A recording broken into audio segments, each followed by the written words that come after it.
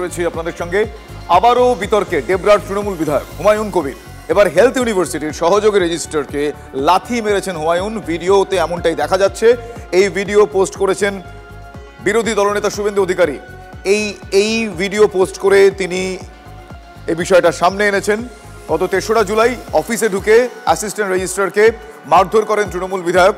Close circuit ক্যামেরার যে footage, সেই ফুটেজ পোস্ট করে মুখ্যমন্ত্রীকে নিশানা করেছেন শুভেন্দু অধিকারী। আমার সহকর্মী প্রদীপ্ত কান্তি ঘোষ এই মুহূর্তে আমার সঙ্গে টেলিফোন লাইনে রয়েছেন। প্রদীপ্ত কান্তি, এই ভিডিও পোস্ট করে কি অভিযোগ সামনে এনেছেন শুভেন্দু অধিকারী?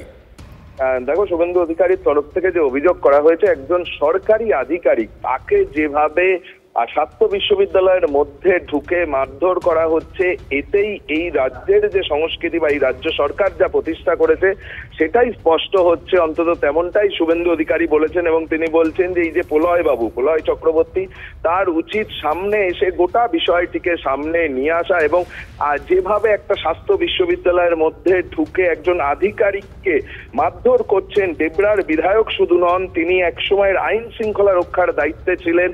তিনি সেখান থেকে স্বেচ্ছা অবসর নিয়ে রাজনীতিতে আসেন। নানা বিতর্কে তিনি জড়াচ্ছেন। তামান্নার বাড়িতে যাওয়া এবং সেখানে গিয়ে তিনি অর্থ দেওয়া এবং তার পরিবারের তরফ থেকে প্রত্যাখ্যান করা, দলের তরফে তাকে শোকজ করা হয়েছে,